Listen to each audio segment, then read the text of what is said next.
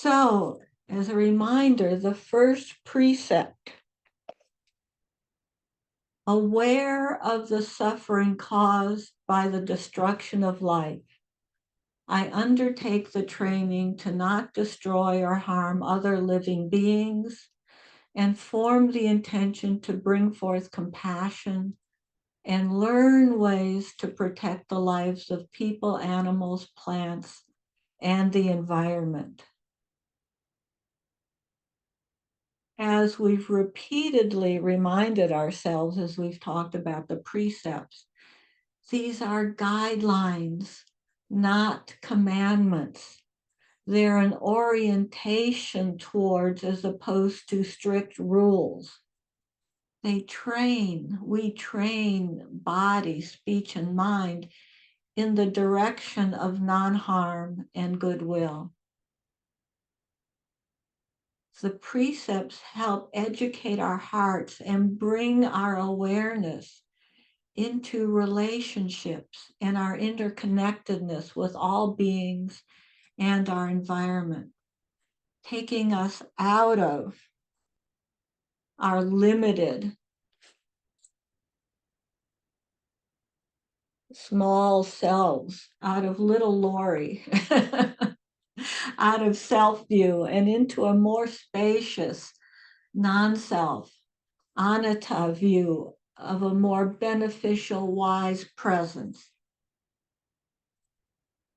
They help us cultivate wise behavior, wholesomeness, morality, ethical conduct, and to notice that not causing harm feels good.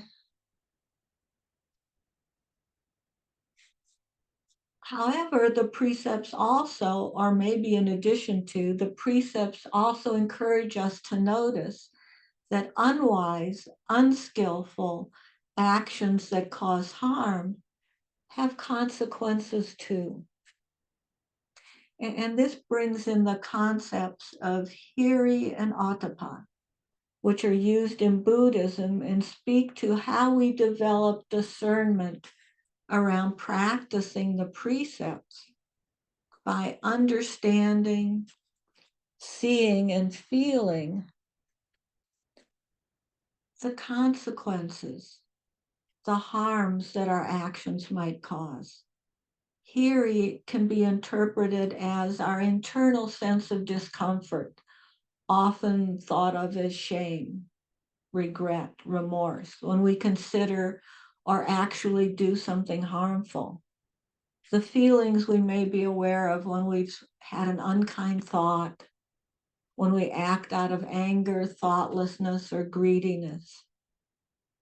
Ottappa is a concern for the results of our actions, a more external oriented awareness. People might not like me if I do this. I may get punished. There may be karmic consequences. The Buddha called Hiri and Ottappa the bright guardians of the world, and stated, as long as these two states prevail in people's hearts, the moral standards of the world remain intact.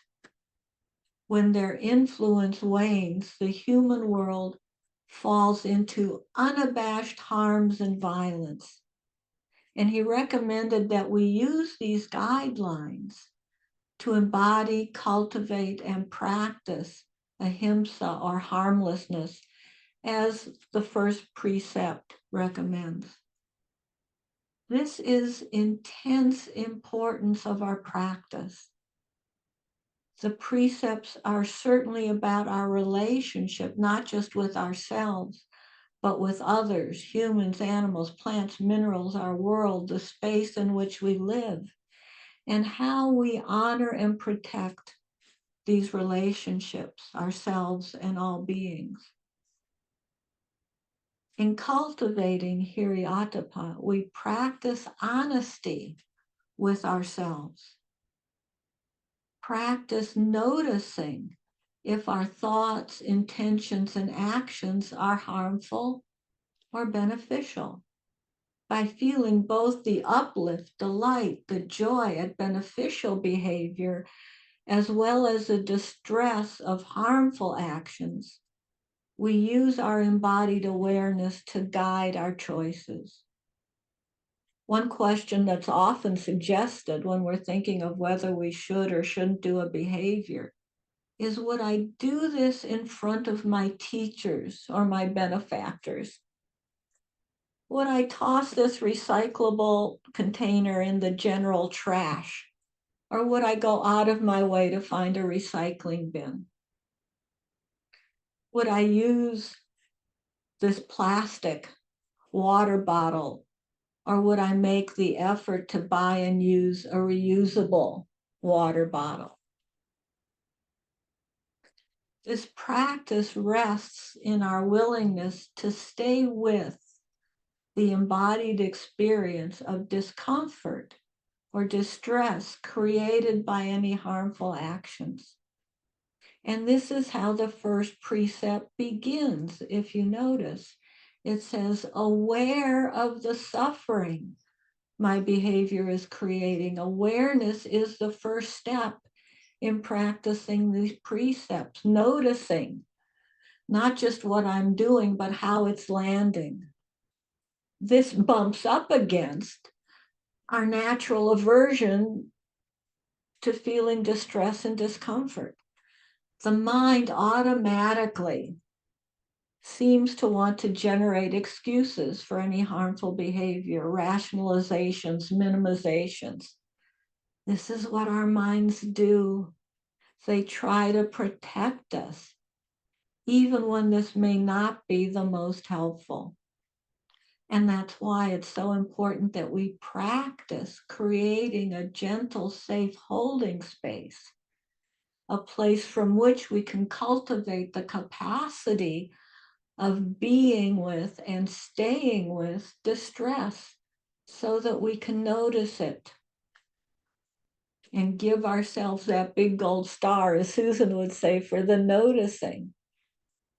I can practice staying with my distress while I notice my mind making up excuses and say, not helpful. I notice you excuses. Let me just let you go. Let me set you aside on the shelf, not now. And just staying with the bare truth of my actions, even when they're harmful, and the consequences that may result and the distress that may result. This doesn't mean that I get carried away in self-blame and castigation, beating myself up. No. Noticing my discomfort at harmful behavior allows me the space to deepen my capacity for empathy and compassion while I cultivate more wholesome and beneficial behavior. This isn't about just being a good little girl or being a good Buddhist or even just being politically correct, but it's about cultivating deeper empathy and compassion so that I can feel into and sense the harm that is caused by my actions and feel the discomfort, the dis-ease, the distress of that. This is rooted in respecting, honoring, and valuing all of life, mine and others. I can remember the practice of loving kindness and compassion toward myself.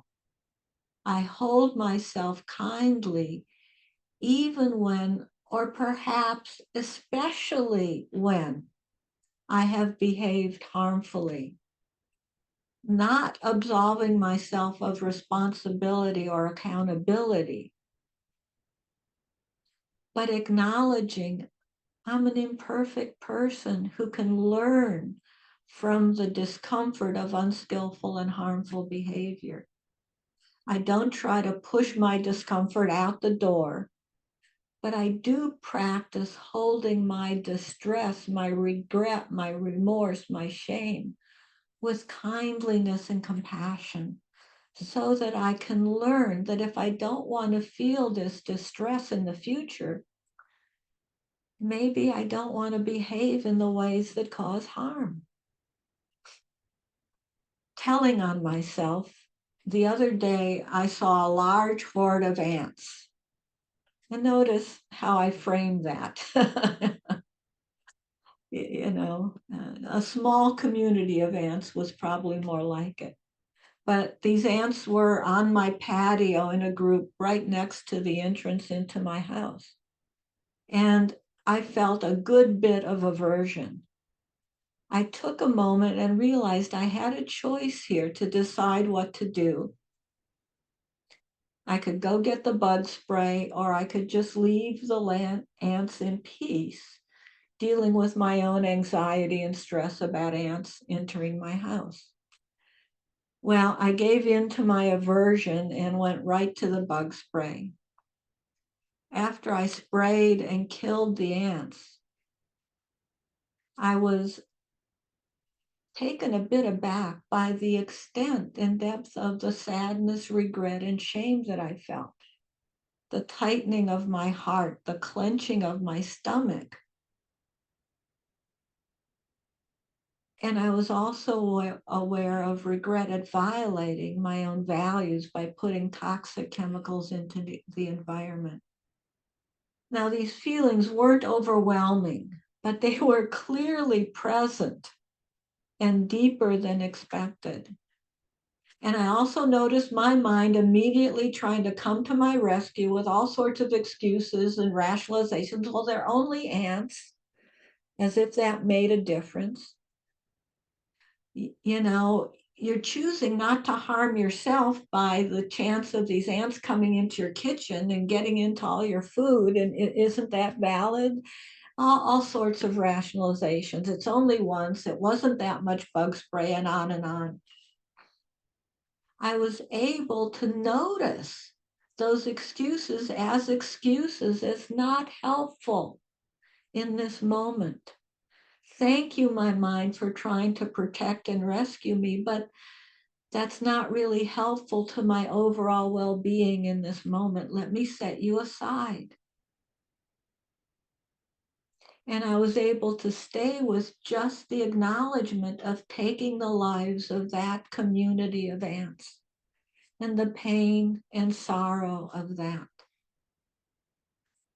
And interestingly, I also felt into a deeper understanding that this act of harm was a step, perhaps a small step, but nonetheless a step toward larger harms happening in the world, of one group killing another and rationalizing their actions, and feeling into, if I numb myself and make excuses for harming ants, that only makes it a bit easier for me to numb out to and rationalize harming other beings, people in our world, the environment of our world. And any step is too much of a step, even the smallest step.